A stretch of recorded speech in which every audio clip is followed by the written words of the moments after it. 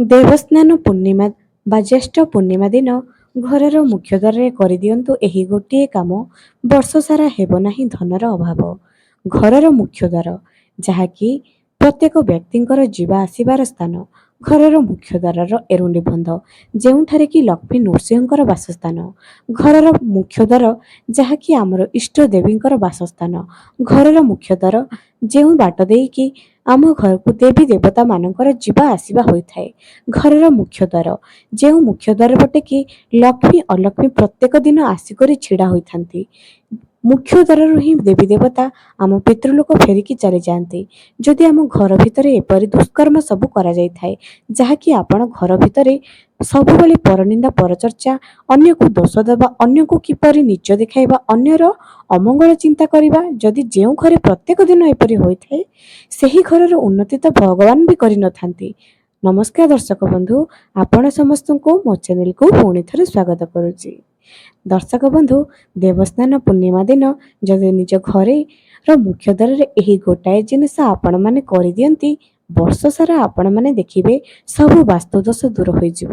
ଯାହା ବି ଗ୍ରହ ଦୋଷ, ଯାହା ବି ନଜର ଦୋଷ ଅଛି ଦୂର ହୋଇଯିବ ଏବଂ ଯେଉଁଠି ନକାରାତ୍ମକ ଉର୍ଜାର ଶେଷ ହୋଇଯାଏ, ସେଠି ସକାରାତ୍ମକ ଉର୍ଜା ବା ମା ମହାଲକ୍ଷ୍ମୀଙ୍କର ବାସ ରହିଥାଏ। ପ୍ରତ୍ୟେକ ବ୍ୟକ୍ତି କ'ଣ କରନ୍ତି ନା ଲକ୍ଷ୍ମୀଙ୍କ ପଛରେ ଭାଗନ୍ତି। ଯେଉଁଠି ଟଙ୍କା ଅଛି ସିଆଡ଼େ ଯାଆନ୍ତି, କିନ୍ତୁ ପ୍ରକୃତିରେ ତ ଲକ୍ଷ୍ମୀଙ୍କର ସ୍ଥାନ ନାରାୟଣଙ୍କ ପାଖରେ ହିଁ ହୋଇଥାଏ। ଯେଉଁଠାରେ ନାରାୟଣଙ୍କର ସେବା ହୋଇଥାଏ, ନାରାୟଣଙ୍କର ଭଜନ କୀର୍ତ୍ତନ ହୋଇଥାଏ, ଯେଉଁ ଘରର ପୁରୁଷମାନେ ନାରୀଙ୍କୁ ସମ୍ମାନ ଦିଅନ୍ତି, ଯେଉଁ ଘରର ପୁରୁଷମାନେ ସତ୍ୟ ବଚନ କହିଥାନ୍ତି, ଯେଉଁ ଘରର ପୁରୁଷମାନେ ନାରୀକୁ ଆଦର କରିଥାନ୍ତି, ଯେଉଁ ଘରର ପୁରୁଷମାନେ ଦାନ ଧର୍ମ କରିଥାନ୍ତି, ବ୍ରହ୍ମ ମୁହୂର୍ତ୍ତରୁ ଉଠି ଦେବୀ ଦେବତାଙ୍କର ପୂଜା କରୁଥାନ୍ତି ଏବଂ ଯେଉଁ ଘରର ପୁରୁଷମାନେ ସତ୍ୟ ବଚନ କହିଥାନ୍ତି, ନ୍ୟାୟ କରିଥାନ୍ତି, ଉତ୍ତମ କର୍ମ କରିଥାନ୍ତି, ସେଠି ମା ଲକ୍ଷ୍ମୀ ଥାନ୍ତି। ଆଜ୍ଞା ହଁ ଦର୍ଶକ ବନ୍ଧୁ, ଆପଣମାନେ କାହା ପଛରେ ଭାଗୁଛନ୍ତି? ପ୍ରକୃତ ଲକ୍ଷ୍ମୀ ତ ଆମ ଘରେ ହିଁ ଅଛନ୍ତି। ଆମେ ଆମ ସ୍ୱଭାବ ଏବଂ କର୍ମ ଦ୍ୱାରା ମା ଲକ୍ଷ୍ମୀଙ୍କୁ ଆମ ଘରକୁ ଡାକିପାରିବା। ସଦାସର୍ବଦା ସ୍ଥିର ହୋଇ ରହିବେ। ଏବେ ଆପଣ ସେହି ମୁଖ୍ୟ ଦ୍ୱାରରେ ଏମିତି କେଉଁ ଜିନିଷ କରିବେ ଯାହାଦ୍ୱାରା କି ମା ଲକ୍ଷ୍ମୀଙ୍କର କୃପା ଆପଣଙ୍କ ଉପରେ ରହିବ? ଆଗରୁ ବି କହିଛି ଯେ ଲକ୍ଷ୍ମୀ ନାରାୟଣଙ୍କ ପୂର୍ଣ୍ଣିମା ତିଥିଟି ବହୁତ ପ୍ରିୟ ଅଟେ, କାରଣ ସାଗର ମନ୍ଥନ ଶରତ ପୂର୍ଣ୍ଣିମାରେ ହୋଇଥିଲା ଏବଂ ଶରତ ପୂର୍ଣ୍ଣିମା ସମୟରେ ଚାଲିଥିଲା। ସେହି ସମୟରେ ଶରତ ପୂର୍ଣ୍ଣିମା ଦିନ ମା ଲକ୍ଷ୍ମୀ ଏହି ଧରାପୃଷ୍ଠକୁ ଆସିଥିଲେ। ସେଦିନ ମା ଲକ୍ଷ୍ମୀଙ୍କର ଜନ୍ମୋତ୍ସବ ବି କରାଯାଏ। ମା ଲକ୍ଷ୍ମୀଙ୍କୁ ଗଜଲକ୍ଷ୍ମୀ ବେଶରେ ବି ପୂଜା କରାଯାଏ, ଯାହାକୁ ଆମେ କୁମାର ପୂର୍ଣ୍ଣିମା ବି କହୁଛେ। ପ୍ରତ୍ୟେକ ପୂର୍ଣ୍ଣିମା ମାଙ୍କର ପ୍ରିୟ ଅଟେ, ଯେହେତୁ ପୂର୍ଣ୍ଣିମା ତିଥିରେ ମା ଏହି ଧରାପୃଷ୍ଠକୁ ଅବତରଣ ହୋଇଥିଲେ। ପ୍ରଥମ ଥର ସାଗର ମନ୍ଥନରୁ ମା ଲକ୍ଷ୍ମୀ ଆସିଥିଲେ। ତେଣୁ ପୂର୍ଣ୍ଣିମା ତିଥିଟି ଲକ୍ଷ୍ମୀ ନାରାୟଣଙ୍କର ବହୁତ ପ୍ରିୟ ଅଟେ। ଯେଉଁ ବି ବ୍ୟକ୍ତି ଲକ୍ଷ୍ମୀ ନାରାୟଣଙ୍କୁ ପ୍ରସନ୍ନ କରିବା ପାଇଁ ଚାହୁଁଛନ୍ତି, ପୂର୍ଣ୍ଣିମା ତିଥିରେ ଏହି ଗୋଟିଏ କାମ ନିଜ ଘରେ ନିଶ୍ଚୟ କରିଦିଅନ୍ତୁ। ପ୍ରତି ପୂର୍ଣ୍ଣିମାରେ ନହେଲେ ବି କେବଳ ଗୋଟାଏ ପୂର୍ଣ୍ଣିମାରେ ଆପଣ କରିପାରିବେ। ଏହି ଜ୍ୟେଷ୍ଠ ପୂର୍ଣ୍ଣିମାରେ, ଯାହାକି ଦେବସ୍ନାନ ପୂର୍ଣ୍ଣିମା ବି ପଡ଼ୁଅଛି, କାହିଁକି ହାତ ଛଡ଼ା କରୁଛନ୍ତି? ଆଜି ହିଁ କରିଦିଅନ୍ତୁ। ଆପଣଙ୍କୁ କ'ଣ କରିବାର ଅଛି ନା, ଆପଣଙ୍କୁ ନିଜ ମୁଖ୍ୟ ଦ୍ୱାରରେ ଗୋଟାଏ ଜିନିଷ ଟାଙ୍ଗି ଦେବାର ଅଛି, ଯାହାଦ୍ୱାରା କି ଆପଣ ଲକ୍ଷ୍ମୀଙ୍କର କୃପା ପାଇପାରିବେ। ଆପଣଙ୍କୁ କ'ଣ କରିବାର ଅଛି? ଚନ୍ଦନରେ ହଉ କିମ୍ବା କୌଣସି ଫଟୋ ଚିତ୍ର ହଉ, ଶଙ୍ଖ ଚକ୍ର ଗଦା, ଶଙ୍ଖ ଚକ୍ର ତିଲକ, ଯାହାକି ଆପଣମାନେ ସ୍କ୍ରିନରେ ଦେଖୁଥିବେ, ଥମ୍ବନେଲରେ ବି ପାଇଥିବେ।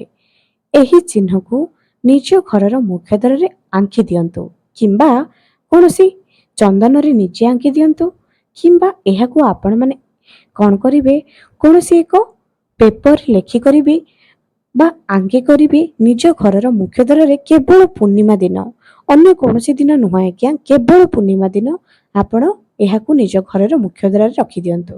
କିଛି ଘର ବନାଯାଇଥିବା ସମୟରେ ବି ଦେଖିଥିବେ ଯେ ଏହି ଚିତ୍ରକୁ ସେମାନେ ନିଜ ଘର ସାମ୍ନାରେ ରଖନ୍ତି, କାରଣ ଏହି ଚିତ୍ର ଏତେ ପବିତ୍ର ଯେ ଯାହା ଘରେ ଏହି ଚିତ୍ରଟି ମୁଖ୍ୟ ଦ୍ୱାର ସାମ୍ନାରେ ଥାଏ, ତା ଘରେ କେବେ ବି ନକାରାତ୍ମକ ଉର୍ଜା ପ୍ରବେଶ କରିପାରିନଥାଏ।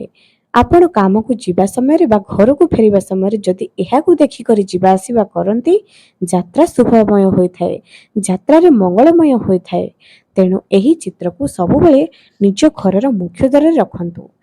ବହୁତ ଜଣ କର୍ମ କରୁଛନ୍ତି କିନ୍ତୁ ଫଳ ପାଇପାରୁନାହାନ୍ତି। ଘରେ ଅଶାନ୍ତି ଝଗଡ଼ା ଲାଗି ରହୁଛି।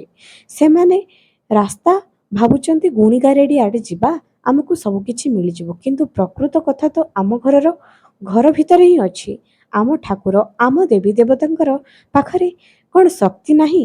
ତେଣୁ ପ୍ରଥମେ ଆମେ ଯେହେତୁ ସନାତନୀ ଧର୍ମୀ ଅଟେ, ଆମେ ପ୍ରଥମେ ଆମ ଦେବୀ ଦେବତାଙ୍କ ଆମ ଶାସ୍ତ୍ରକୁ ମାନିବା। ତେଣୁ ଏହି ଯାହା ବି ସମସ୍ୟା ଥାଉ ନା କାହିଁକି ପୂର୍ଣ୍ଣିମା ଦିନ ଏହି କାର୍ଯ୍ୟଟି ନିଜ ଘରେ ନିଶ୍ଚୟ କରନ୍ତୁ। ଦେଖିବେ ଆପଣଙ୍କର କିପରି ସବୁ କ୍ଷେତ୍ରରେ ଉନ୍ନତି ହେବାରେ ଲାଗିଛି। ଘରକୁ ଏହି ଦିନଟି ଯଦି ଆପଣମାନେ କୌଣସି ଠାକୁରଙ୍କୁ ନିଜ ଘରେ ପ୍ରତିଷ୍ଠା କରିବା ପାଇଁ ଚାହୁଁଛନ୍ତି, ଏହା ବହୁତ ଶୁଭ ଅଟେ। ପ୍ରାଣ ପ୍ରତିଷ୍ଠା ଯେପରିକି ପଞ୍ଚାମୃତରେ ସ୍ନାନ କରି ଆପଣମାନେ ନିଜ ଘରେ ଯଦି ରଖିବା ପାଇଁ ଚାହୁଁଛନ୍ତି, ଏହି ଦିନଟି ବହୁତ ଶୁଭ ଅଟେ। ଯଦି କୌଣସି ମୂର୍ତ୍ତି ଆପଣମାନେ କିମ୍ବା ଫଟୋ କରି ରଖିବା ପାଇଁ ଚାହୁଁଛନ୍ତି, ଏହା ବହୁତ ଭଲ ଅଟେ। ଦର୍ଶକ ବନ୍ଧୁ, ଯଦି ଆପଣମାନେ ଏହି ଜିନିଷ ନିଜ ଘରେ କରିଦିଅନ୍ତି, ଆପଣଙ୍କର ତ ଭାଗ୍ୟରେ ନିଶ୍ଚୟ ଉନ୍ନତି ହେବ।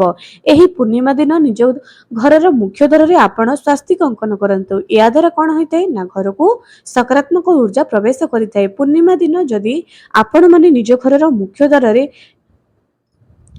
ଦୁଇ ପଟେ ଦୁଇଟି ହଳଦୀର ସ୍ୱାସ୍ତିକ ଅଙ୍କନ କରନ୍ତି, ତେବେ ଆପଣଙ୍କ ଘରକୁ ସଦା ସର୍ବଦା ନକାରାତ୍ମକ ଊର୍ଜା ଦୂର ହୋଇଥାଏ, ସକାରାତ୍ମକ ଊର୍ଜାର ପ୍ରବେଶ ରହିଥାଏ।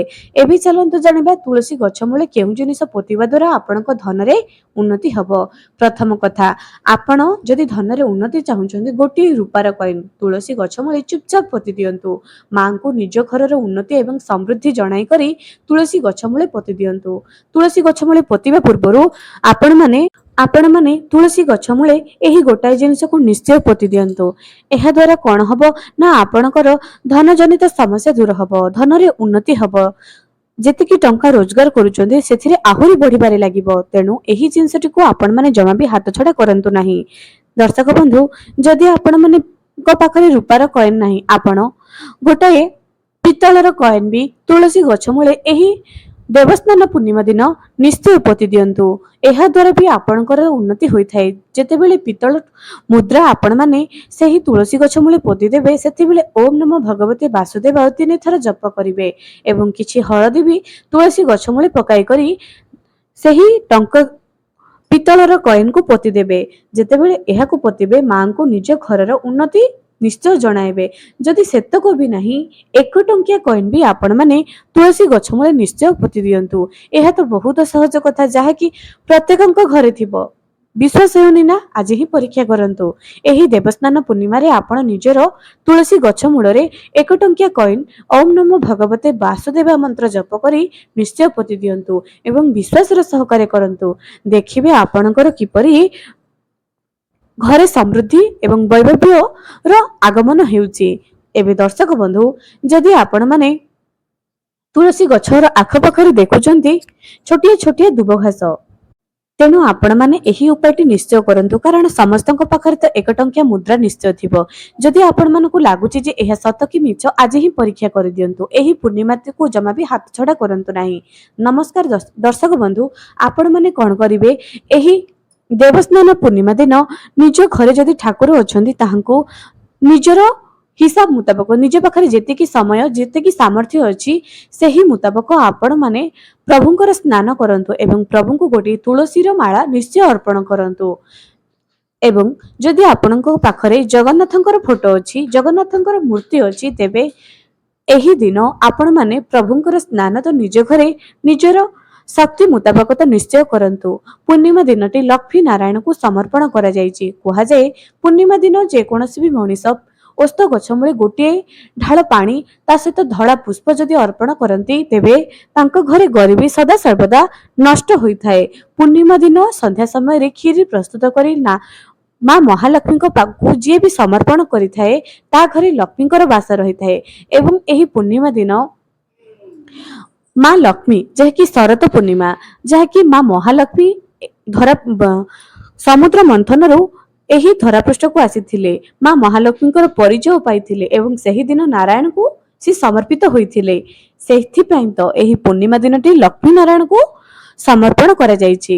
ଯେଉଁମାନେ ବି ମା ମହାଲକ୍ଷ୍ମୀଙ୍କର କୃପା ପାଇବା ପାଇଁ ଚାହୁଁଛନ୍ତି, ତୁଳସୀ ଗଛ ମୂଳେ ଏହି ଜିନିଷଟି ତ ନିଶ୍ଚୟ ପୋତି ଦିଅନ୍ତୁ। ଏବେ ଦର୍ଶକ ବନ୍ଧୁ, ଏହି ଭିଡ଼ିଓଟି ଆପଣମାନଙ୍କୁ କିପରି ଲାଗିଲା କମେଣ୍ଟ ସେକ୍ସନରେ ନିଶ୍ଚୟ ଜଣାଇବେ। ଭିଡ଼ିଓକୁ ବହୁ ମାତ୍ରାରେ ସେୟାର କରନ୍ତୁ ଏବଂ ନିଜେ ଏହି କାମଟିକୁ ଥରୁଟିଏ କରନ୍ତୁ। ଏହା ଆପଣଙ୍କ ଜୀବନରେ କେତେ ଉନ୍ନତି ହେଲା ତାହା କମେଣ୍ଟ ସେକ୍ସନରେ ନିଜର ଅନୁଭୂତିକୁ ସେୟାର କରନ୍ତୁ।